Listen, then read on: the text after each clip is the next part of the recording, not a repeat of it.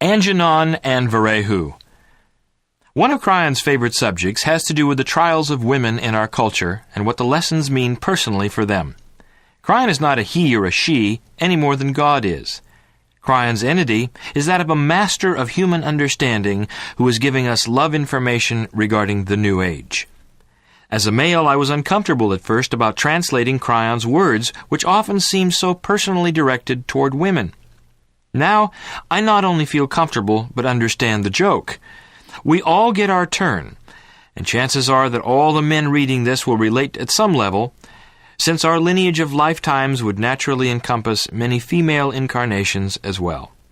In the translations of these stories, I also got to feel, in whatever capacity I could, what it was like to have some of the problems that only a female could experience in our society. This has tempered me and made me a wiser man. This story is told from the perspective of two angel guides, something that Kryon has done before. Their guide names were given as Angenon and Verehoo. They are the guides of a woman named Woe.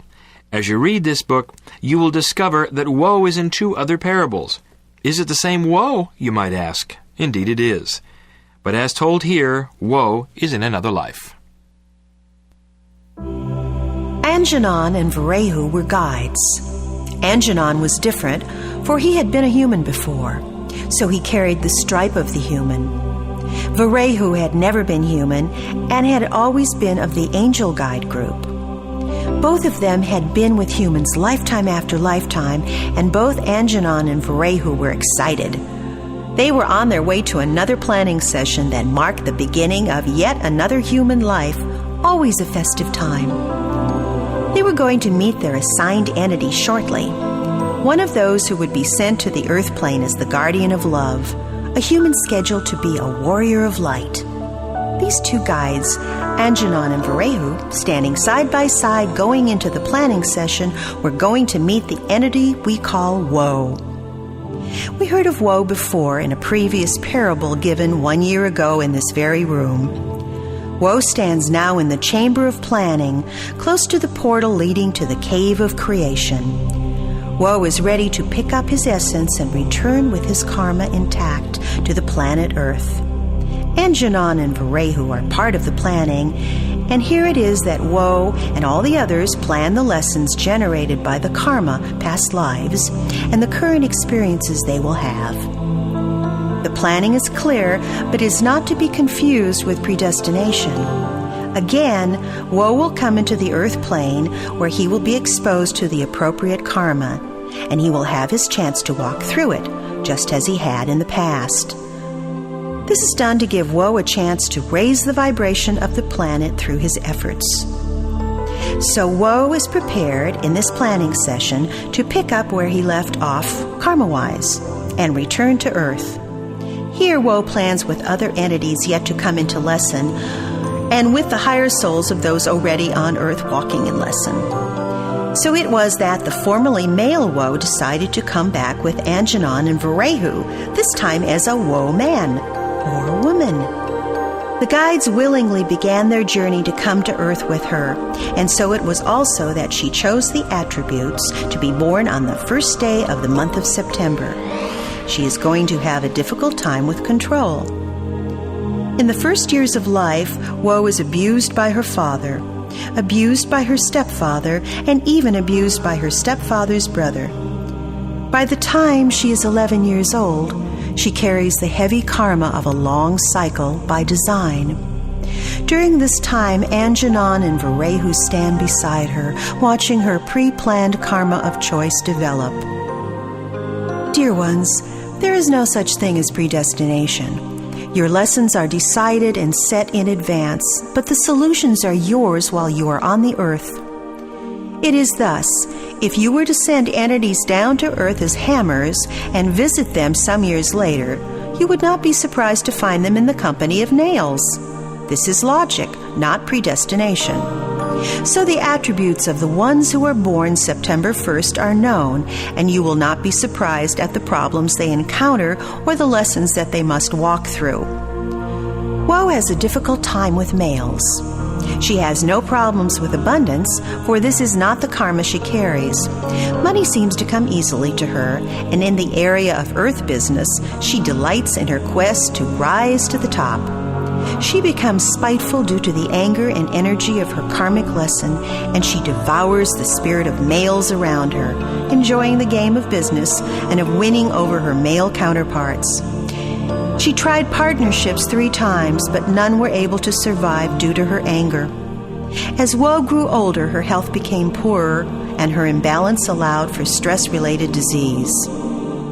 Angenon and Verehoo watched in love, quietly knowing that all was appropriately set for the next stage. For Woe and the others had decided that this could be a very important incarnation, one to remember due to the Earth's new attributes. It was in Woe's 47th year that she was accidentally exposed to an enlightened woman. In one of those business intensives where humans are forced together for a week, unable to escape, in the name of efficiency.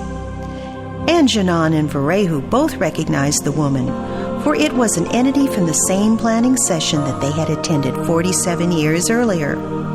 This was the one who was scheduled to appear this year, and if Woe was ready, to inform her of God's gifts in the new age. As fate would have it, Woe was interested in this woman. Woe wanted to know what was different about her. And as if by fate, cosmic joke, Woe approached the woman late one night and asked the question, "Why is it you have peace? How are you so tolerant of men? What's your secret?" Angenon and Verehoo were on their toes. Poised in the balance of the moment was everything they had waited for. They both sensed the potency of what was happening, and they knew that this was the prime window of opportunity that they had been preparing for. Never in the history of their guide assignments had anything like this happened. As the woman spoke of truth, Woe remained stoic, taking it all in. Later that night it happened. Alone in her room, she openly wept, raised her hands in apparent desperation, and verbally asked if God would grant her an audience. As if the light were suddenly turned on, Angenon and Verehoo were put into action. She had expressed intent. Yes, the universe was listening. Yes, there was something else grander than the human intellect, and yes, she could have peace during her incarnation. Angenon and Verehoo celebrated, and it caused Woe a very sleepless night to have all that activity around her bed. Things started changing quickly for Woe. She met with the woman many more times and became fast friends with her. She met others who took her through processes and gave her information she needed. All the time, Angenon and Verehoo were rejoicing in the new communication they were allowed to have with Woe and her higher God self. Later, a third angel guide from a master group joined Angenon and Verehoo, and so it was that Woe was able to walk directly into her karma and forgive those who had harmed her so. And so it was that she gained wisdom and realized her responsibility for all that had happened. And with her wisdom came love, and with the love came action. Then came a time when Woe not only was able to tolerate the males in her life, but actually partner with one, successfully and lovingly. This was quite amazing, considering who Woe used to be. In Woe's 53rd year, Angenon and Verehoo were required to leave. Woe had become of such a vibration that a totally new set of guides were needed to best serve her. As her set of guides retreated from her for a period of 90 days, Woe was without support. But even under this stress, Woe understood what was happening and quietly busied herself with other human things, and she got through this period without difficulty. Angenon and Verehoo celebrated again. You might have thought that Woe's angel friends would have been unhappy, that they would have felt sorrow and grief at having to depart from a much-loved friend, one whom they had waited for and planned for so long. But Angenon and Verehoo knew that the parts were in balance, and the graduation of the one exalted the whole. So they willingly departed without rebellion or even a thought of anything but love for the process. We leave woe there because her future has not been realized yet, much like your own. In this story, woe is a she, and the entire story is told from the perspective of the guides. This parable contains important information regarding the working of the guides. Remember that in earlier writings, Kryon has told us of the fact that we all come in with at least 2 guides who are always with us. That some of us get a third, and that with the enlightenment, there is the potential of a full guide change. This full guide change is often a 90-day challenge that he has spoken of before. Right away, Kryon lets us know about the 2 guides who are going to be assigned to woe. One guide has been a human before, and one has not. This information would indicate that humans don't always come back as humans. Did you ever wonder if your guardian angel was someone you used to know? This story provides evidence that it could actually be that way. The information is that the angel guides are specialists in service to support us in lesson, and that the guide group contains those who were always guides and others who were humans. The next bit of information is that the guides are with us when the contracts are planned. Kryon has told us from the start that we are part of the God energy, that we, while in God consciousness, something that humans can't understand fully, plan our own incarnations and the opportunities for lessons within them. This, by the way, makes us totally responsible for absolutely everything that happens to us along the way, since we have been told through countless messages that there are no accidents and that coincidence isn't. So the guides are going to the planning meeting to meet the human that they will accompany and to actually plan the opportunities for the next life. This is wonderful information, and it helps us to understand why the guides are important, for they stand by to implement plans that we all helped make. Kryon also wants us to once again recognize the difference between what is going on in this planning session in regard to predestination. Predestination is a human concept and is not a spiritual reality. Our planning sessions are only setups for lesson. In other words, when you are in school at your desk, you can do anything you want with a test in front of you. Throw it away, make a paper airplane and fly it out the window, or muster up some energy and pass it. It's totally up to you. In this case, the test was written by you when you were in God consciousness, but you don't recognize this fact at all. Can you see how this differs greatly from predestination? We have total free choice all the time. Kryon's humor again shows itself with his analogy of hammers and nails surrounding his explanation of how the planning works. The next piece of startling information is that the planning session includes the higher souls of those already on earth walking in lesson. Take a look at this. It's the first indication from Kryon that karmic planning involves those already living and walking around. This is how the engine of group karma is therefore facilitated. In other words, if the karmic planning committee always had to wait for humans to pass on before the next incarnations were planned, it would be very inefficient. Entities would be literally standing around, waiting for the others to die before they could plan how to interact with them the next time. Think about it. You interact karmically with parents and children.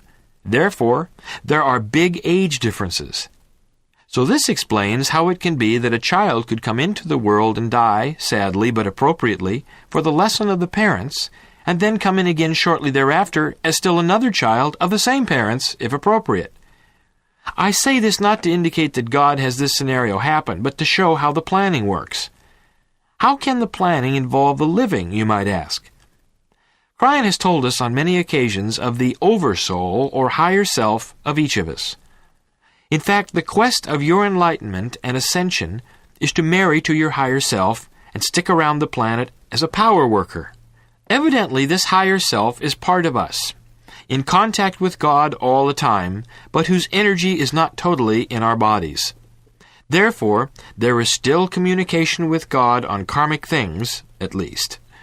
This also helps explain how the complex interaction of karma can continue to change as those around us work through their karma, and we work through ours. In other words, we alter the lesson plan as we pass each test. Part of us is keeping score.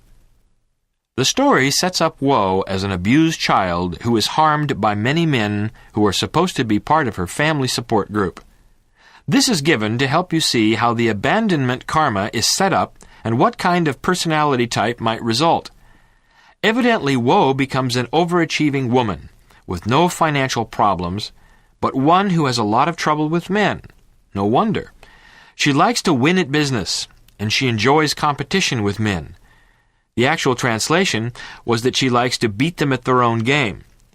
She has 3 failed marriages or relationships of some kind, and she carries around a great deal of anger, which later gives her stress-related health problems. Now, where were Angenon and Verehoo all this time? What good is all this guardian angel stuff if they don't do anything to help somebody in this type of mess?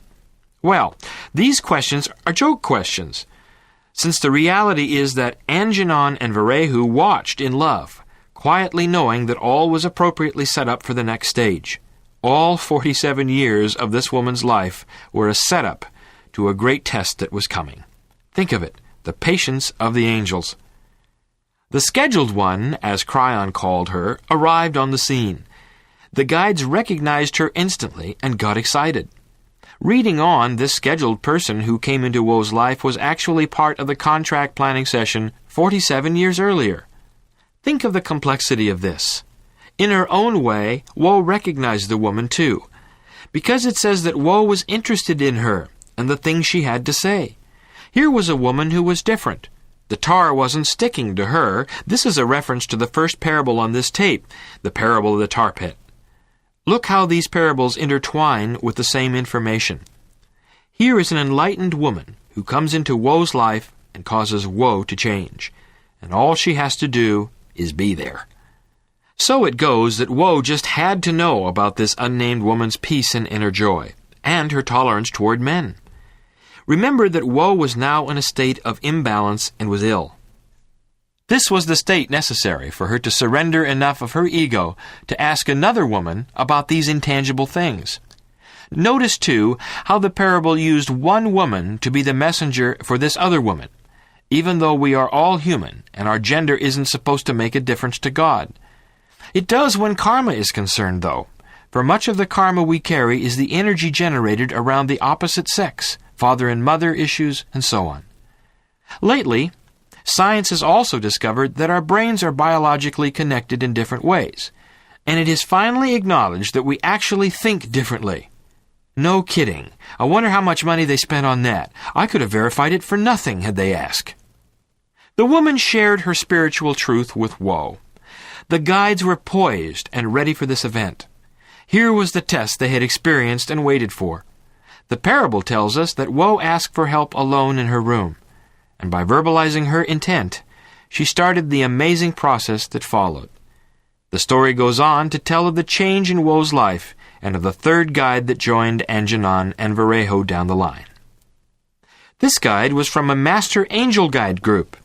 Again, Kryon speaks of the Master Guides as being different from the normal ones. To some, this is the same as receiving a higher kind of angel in their lives. All this nomenclature is appropriate, since my translation of Kryon uses only my words. I believe that one could use the words guides or angels interchangeably if desired, and that it really isn't important what you call them as long as you understand the incredible mechanics of why they are here and the love they carry for us. So Woe ended up being an enlightened human, forgiving those in her past, recognizing that she was responsible for everything, and finally having real peace. At that point, she was able finally to partner with a man and make it work. The real test. Look at what happens next in the parable. Our heroes Angenon and Verehoo are replaced. What kind of story is this, anyway, where the good guys get knocked out in the middle? This would never work in the movies. How do you think Angenon and Verehoo felt? Weren't they good enough to stay with Woe from here on? After all, they had endured 47 years of anger and frustration. Hadn't they earned a chance to enjoy the results of the planning that they had helped with?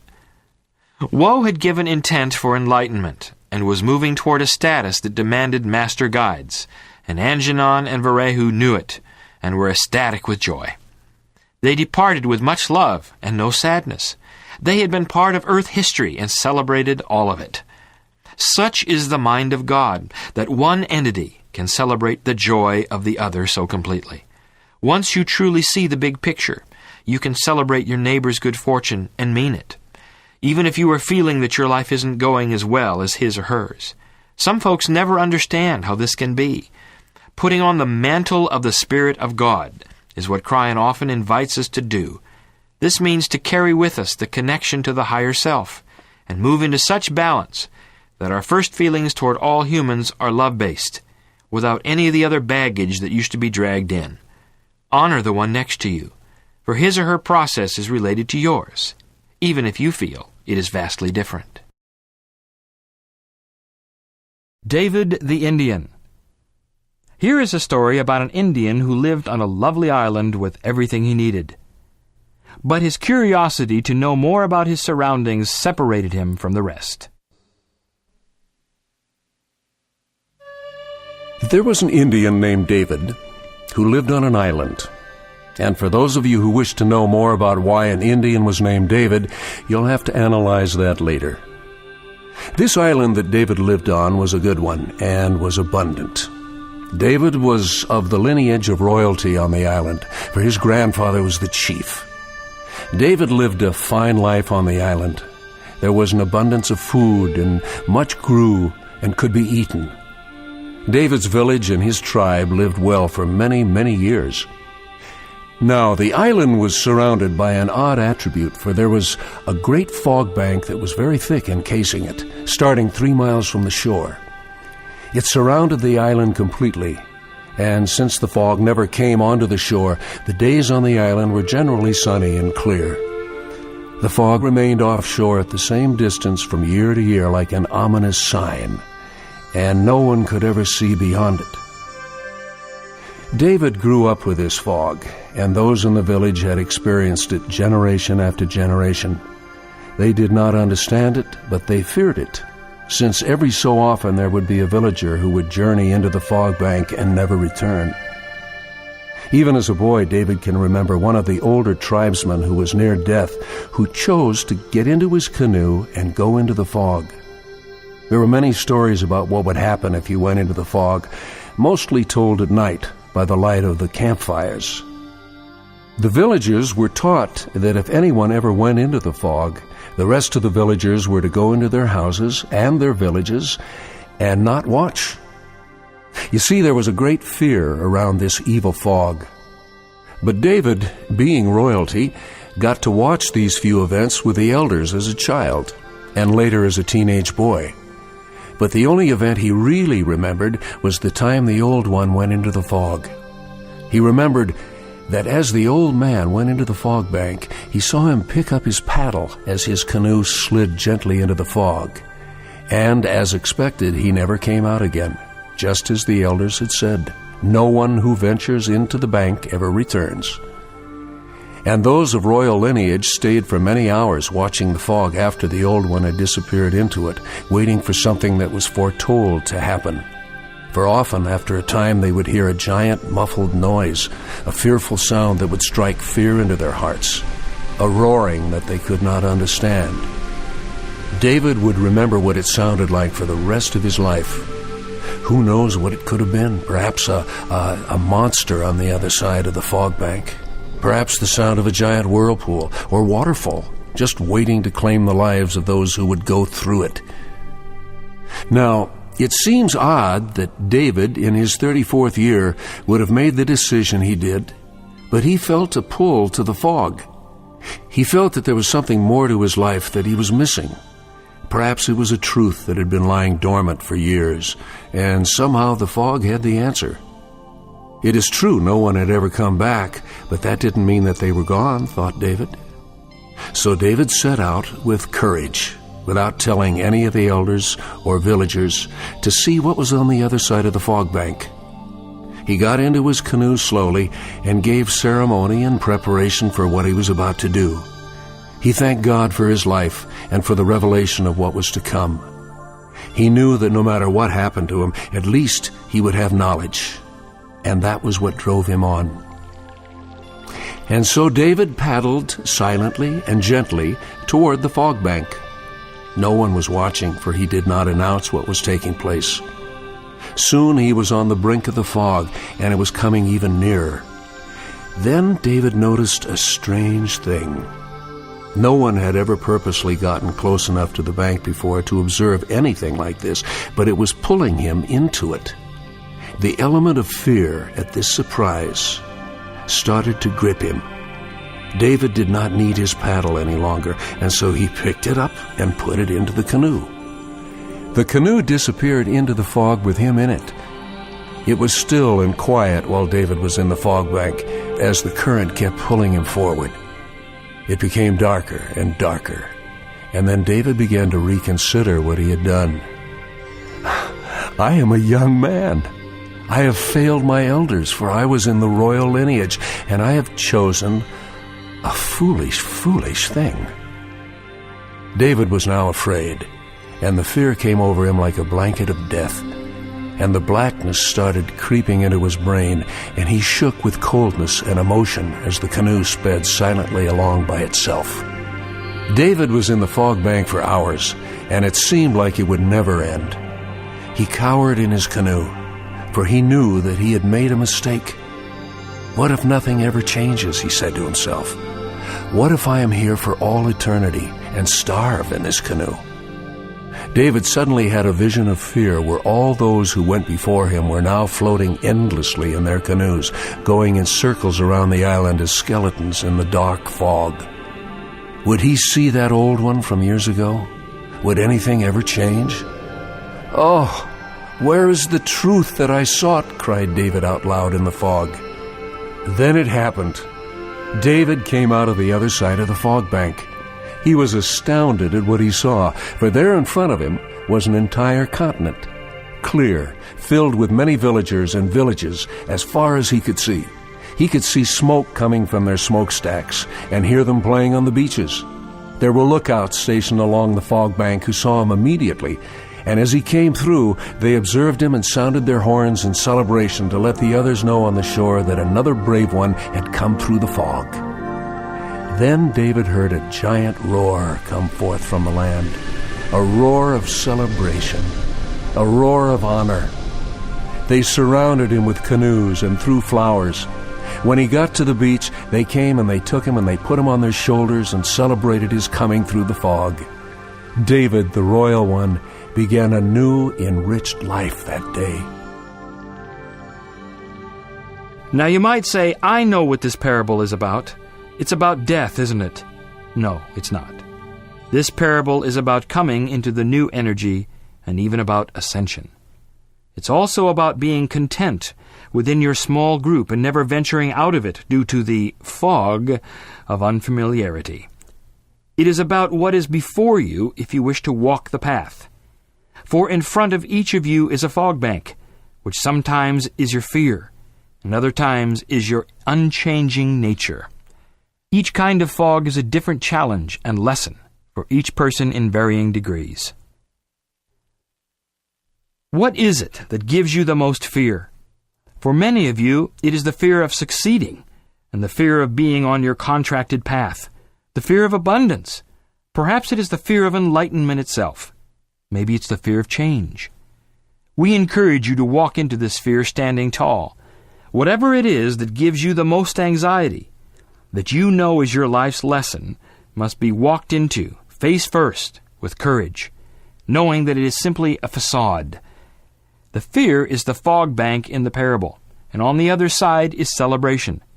But moving into it sometimes creates a time of darkness, a transitional time to allow you to adjust to what is coming. Those around you will warn you against it, telling you that it is not for you. But part of you knows the truth, and some of you will seek it out for yourselves. Why does Kryon bring you such a parable? It is to exemplify responsibility in this new age of ours. Now is the time of enablement, of responsibility for the entire energy of the planet. And it is time for you to recognize your path. It's time to look into the eyes of your adversaries and say, I know you. I know who you are, and I choose to disengage from your energy. This is where the tests are passed, and where the vibrations are raised for the planet. For there is no sweeter spot on this planet than for you to recognize who you are. For all of the things that give you grief can now be changed by your intent to make it so. Aaaron and the Globe of Essence. Here is a short story given by Kryon before an audience in Sedona, Arizona, about a man's search for youth, healing, and wisdom. Money was no object as he traveled the world looking for his elusive dream. Dear ones, Kryon gives you these parables and these stories on purpose, for they are metaphoric and usually do not always represent an actual person on earth. These parables and these stories are given to you in love. Oh, such great love. For they have to do with human self-awareness, and they have to do with healing and long potential lives. Aaron was on the earth as a wealthy man, and when he was in his 40th year, he was disturbed by what he saw in the mirror. What he saw there was a man who was beginning to change and age. He didn't like what his face or his stature were turning into. All around him, he saw his friends catching various diseases, and some of them were even dying. So he said to himself, "What can I do that would change this? Surely there must be an answer. I know I have my wealth for some reason." Now Aaron was a godly man with a great lineage. He thought, "I will use my wealth to discover what some have called the fountain of youth." And so he went to a very wise man and asked him, "Does the fountain of youth exist?" The shaman said to him, "Not exactly, but there is something we know of as the globe of essence. It is real and it is physical. It will extend your life and will heal your diseases. It will also give you great wisdom." "O wise man," Aaron said, "tell me, where can I find this globe of essence?" "Well," replied the wise one, "one of the ways is to find the chalice of Christ." "Oh no," Aaron interrupted. "That is the Holy Grail, and I do not believe in that. My religion does not support these things." The wise man smiled and said, "Aaron, believe it or not, the globe of essence, the chalice of Christ, and the Holy Grail were all carried within the Ark of the Covenant." Aaron thought, "How can this be? The Ark was considerably before Christ." Aaron ignored this last statement from the shaman, pursuing only what he heard that interested him. "Tell me, where should I look to find this globe of essence?" The shaman replied, "It is for you to have, if you choose, for we can see your contract clearly, and we know that you could be the one to find it. All you have to do is begin your search and trust God to lead the way." Aaron was very excited, for he interpreted this to mean that he was the one scheduled to find the globe of essence for the planet. Once it was discovered, Aaron thought, think of those he could help and heal, for he would have a long life as well as those around him, his friends, his relatives. Oh, this was even better than he had thought. He believed the wise man, for there was no reason not to. So Aaron began his search, thinking, "Where shall I go first?" Answering his own question intuitively, he said, "I will go first to those spots on the planet that I know have the highest energy." So he went to Sedona. He searched all around, and he spoke to the guardians of the canyon. The guardian said, "You will not find it in the canyon. You must look in other places." So his trip took him to some of the most sacred places on the planet. Where is the highest religious place? Aaron asked himself. Again answering himself, he said, "It is my home. I will go there." So Aaron went to the Holy Land and sat in front of many religious leaders, some of whom had never heard of the globe of essence, and some of whom said, "Yes, we have heard and we know. Continue your search. Indeed, you are one who may find it." So Aaron went into the other areas, the areas of Egypt that were close by. He asked the same questions and got much the same result. He went to the land of Peru and to the land of India. He sat in front of some who said they personally were the globe of essence, that all he had to do was to remain with them and give them his attention and his possessions. Aaron knew better, for he knew that it was an object, something that he could touch, and that it was for all humanity and not for just one group. Now this search of Aaron's took him many, many years. He was growing older the entire time, and he was changing. This was frightening him, and so Aaron started to worry. The worry interrupted his body's function, and Aaron became sick. Aaron was on his deathbed, surrounded by those who loved him.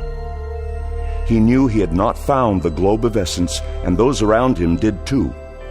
He was angry at the wise man who told him he would find it. "What kind of trick is this?" he asked. "What has God done to me?" Aaron was ill and depressed by the fact that the globe of essence had escaped him so completely. His family had watched his quest consume him, and they told him to stop the search for his own sake. He was very tired and longed to sleep. The next morning he awoke, and this time he stood up. He felt wonderful, but something was different. As his guides came closer to him, he realized that he had indeed passed over. Aaron was not happy at this moment, and he said to his guides as soon as they were before him, "I know who you are, and I know where I'm going. What foolish trick is this, that I have not found the promised globe of essence? For I was told by the holy man that I would. Have you all deceived me?" His guides smiled at him, and in perfect love they embraced him with their energy. They asked him to turn around and look behind him. There, in the place where Aaron had lain, was the globe of essence. There it was. It was physical, and he could touch it.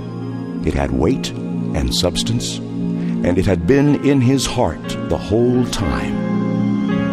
Aaron was dumbfounded at the implications of what he was seeing. He looked around the table at his relatives, and he was shocked.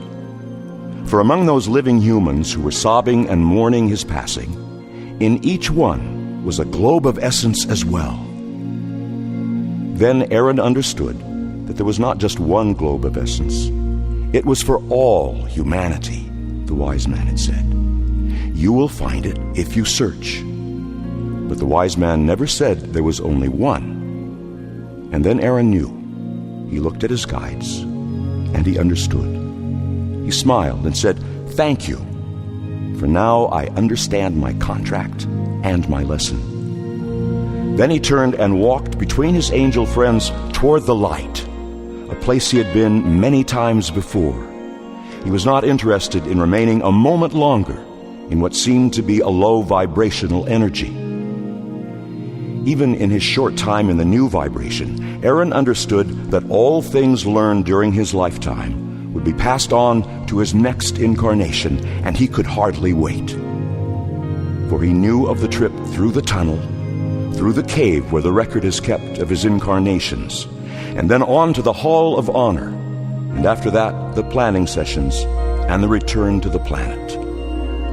For when he returned, he knew that he indeed would be the one to find the globe of essence. He would do it as a child, and he would live a very long life. For he would remember this time. He'd remember the lesson that the globe of essence is the gift of the precious part of God within each human. This parable is not lost on any of you. Kryon says that there are those of you who sit reading these words by appointment. God gives you the ability to reach out and discover the elusive Holy Grail, for this is the globe of essence, which is God in you. It is the part of God that resides in each of us, which many call the higher self. Here is a story that shouts, "Reach out and take it and be healthy. Live a long time. Be in your sweet spot. God wants you to remain and live very long lives."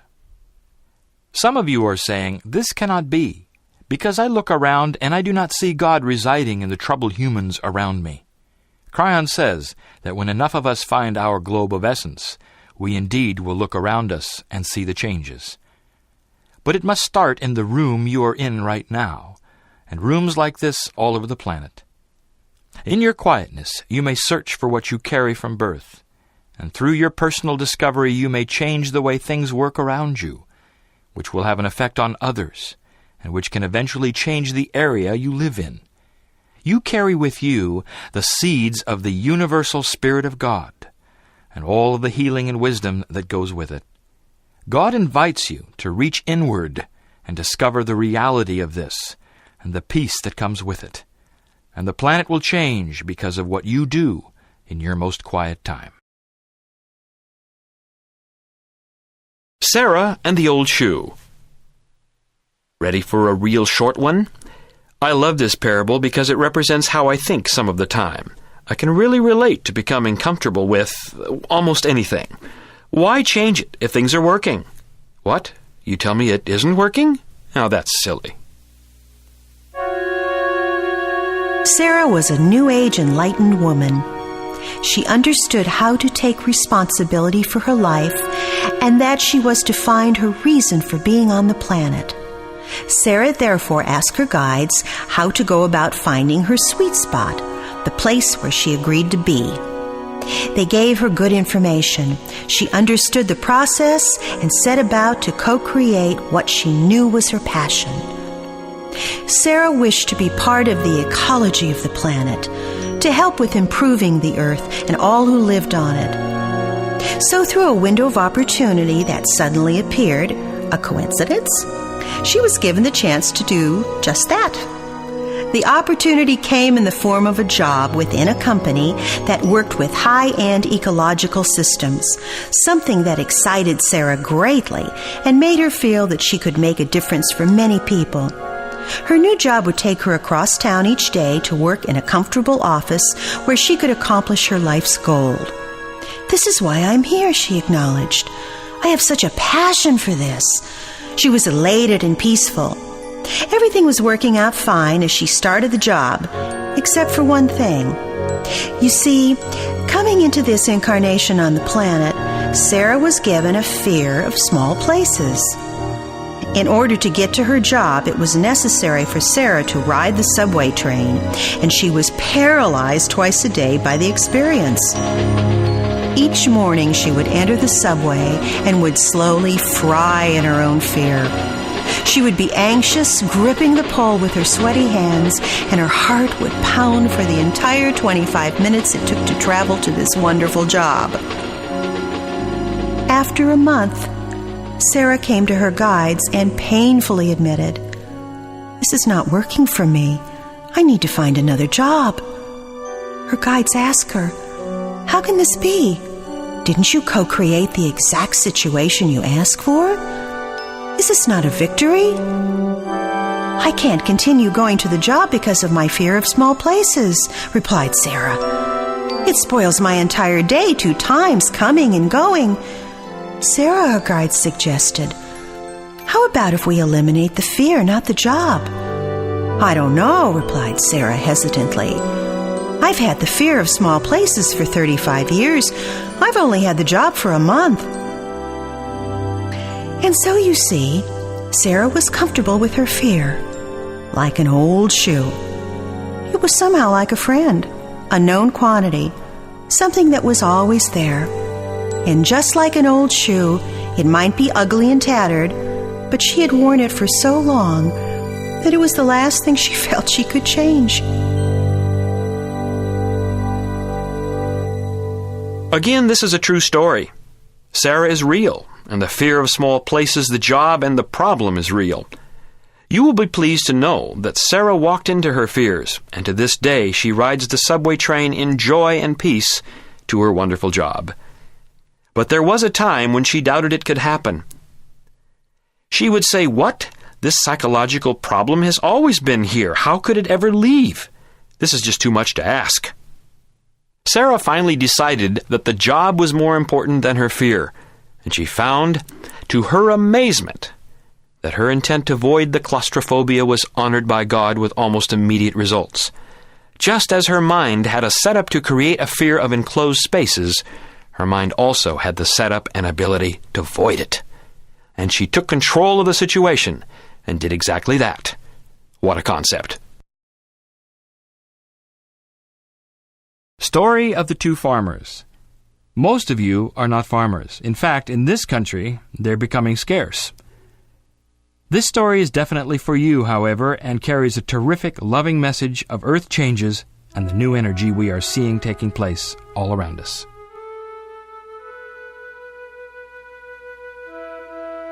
There were once two good farmers. Both farmers each owned a crop that they were able to farm on their own without help from others. But it took all their time, and they worked hard to harvest it. Both farmers were godly humans, and they honored the land appropriately. This created a fine partnership with the earth, and they were rewarded with abundant crops each year, and were able to provide for themselves and their families. Some of their harvest was used personally, and some was sold at market to provide sustenance and abundance for their families. They lived good lives. One day, an anointed human appeared in each of their fields, claiming to have a message from God. Both farmers were interested and listened intently to the message. The messenger told them that they were dearly loved, and that through their hard work they had earned the power to increase their harvest tenfold. It was their gift, and they now had the power within them to do it. In order to activate the new power, all the farmers had to do was to purge the old crop that was growing in their fields. They had to plow it back into the land completely, leaving none of it standing. In addition, they were to search the roots for parasites or fungus and cast out any impurities they found. When they had done so, they were to reseed immediately. In anticipation of their power, the messenger told them that God was changing the seasons, bringing greater sun and rain when appropriate, and shielding them from drought, truly rearranging the components of agriculture as they knew it, to allow for their new gift's use. They would still be responsible for accomplishing the hard work of a farmer, but the new gift would eventually make the yield much larger. Now it was in the time of year that the harvest of the old crop was almost at hand. Both farmers had tall crops that were ready to be cut and sold at market, thereby giving them their sustenance for the entire year to come, and to allow them to purchase the seeds for next season's crop.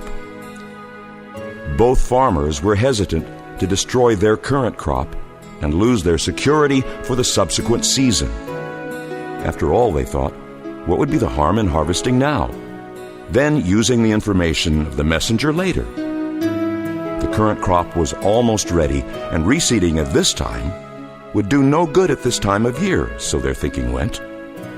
Any farmer knew that seeds would not grow now.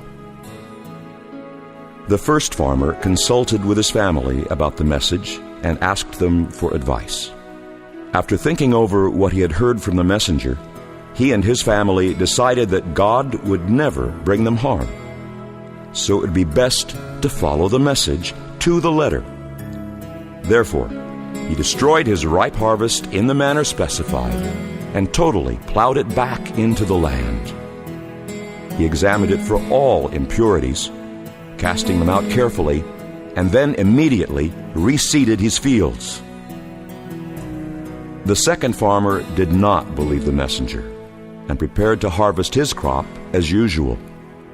Shortly thereafter, the rains came. This shocked both farmers greatly, for rain had never come at this time of year before. It watered the seeds of the first farmer's crop and deluged the standing crop of the second. Then came the wind, at a time wind had never blown before. The first farmer's crop was just starting to grow due to the rain, and so the wind could not take hold of it. What was left of the second farmer's waterlogged crop stood heavy and tall, and was easily ripped away by the strong winds. And so it was that the first farmer's crop grew to a quantity and height he had never imagined.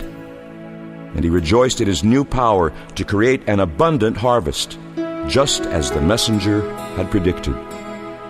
The second farmer lost his old crop and awaited a time when he could align with the new seasons and again plant his seeds, feeling uncertain and anxious over the new, uncharted seasonal changes. Being godly men, the first farmer celebrated his abundance by giving of it to the second farmer.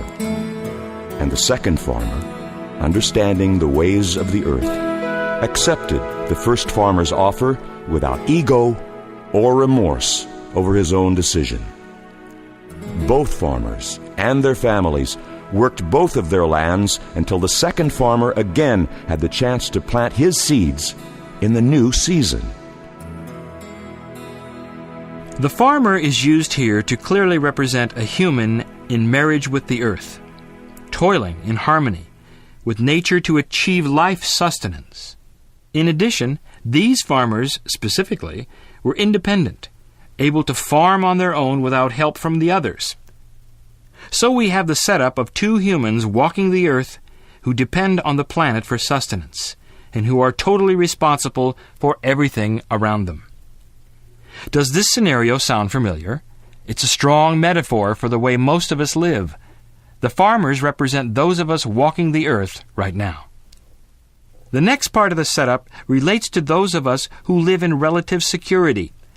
Kryon exposes this idea when he states how the farmers led generally happy lives and usually yielded abundant crops each year. This indicates the kind of life most of us have, where we work hard and somehow make it financially from year to year. Kryon also goes on to reveal that the parable takes place in a free economy, where some of their harvest was used personally and some was sold at market to provide sustenance and abundance for their families. These words are all important, for they place the story firmly within our free economic society. The greatest revelation, however, are the sentences, "One day an anointed human appeared in each of the fields, claiming to have a message from God. Both farmers were interested and listened intently to the message." This is an amazing clue as to whom Kryon is actually speaking about. What would happen with most folks if a fellow showed up telling them that they had a message from God? Most would throw the guy out and have a good laugh. Such is the culture we live in. But these farmers were different because they were interested and listened intently to the message. Note that they were not just passively interested, but they listened intently. Most of you hearing this are seeing where this is going. What Kryon means is that he is about to give us a parable about two humans living in the New Age who are enlightened. The parable goes on to describe how the messenger lets the farmers know that they have a change coming. But in order to take it, they have to do something different and seemingly illogical. It's something they have not done before, and it goes against what they have been taught works for agriculture. Look closely at what they were told and what it means. Number 1, purge the old crop and get rid of all of your past ways of doing things. Number 2, plow it under. Bury your past ways so completely that they are truly gone. The third one, cast out the impurities and parasites as you plow it back under. Don't keep attachments around, including things in your life that you have always had riding along, but that you have intuitively known are wrong for you. The fourth one, reseed immediately. Start growing with the new energy and the new ways of things right now. And number 5, the messenger then went on to let them know that the earth around them was going to change, allowing this new arrangement to be comfortable and to support them. As the story goes, one farmer has a lot of trouble with all of this, since his crop is ready to harvest, and he really doesn't believe everything he was told by the messenger. Kryon tells us that both farmers were hesitant to destroy a full crop, showing that it was even difficult for the one who finally did as he was advised. This means that what is being asked of us is difficult. It won't be easy for any of us to truly cast out the old way we do things and embrace the new. Even with vast rewards promised, like a tenfold harvest, it's hard, since we can't really see what is ahead. Still, I always wondered as I thought about this parable how a messenger from God could be ignored. Then I chuckled to myself when I remembered that in Sunday school I asked myself the same question when I first learned about Pharaoh hardening his heart time after time when Moses kept bringing big-time proof that it was bad news not to let those slaves go. Was Pharaoh stupid or what? Now Kryon is showing me the same hard streak in all of us. It's really difficult to change our ways and habits when they are so dear to us, and we have depended on them for so long. In the parable, one farmer follows the advice, and the other does not.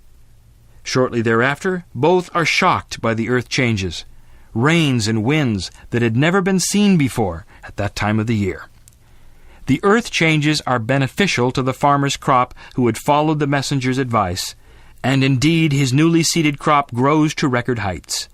The other farmer's crop is destroyed, even though it was healthy and tall when the messenger arrived. The admonition here is clear. The old ways will no longer work. The earth changes are going to make them fall as seeds on barren ground, and they will no longer grow. Even the most healthy and successful old energy methods are going to fall away. The ones that will be successful are new, often different, and represent uncharted waters. They are also the methods that will keep us filled with love, abundance, and positive results.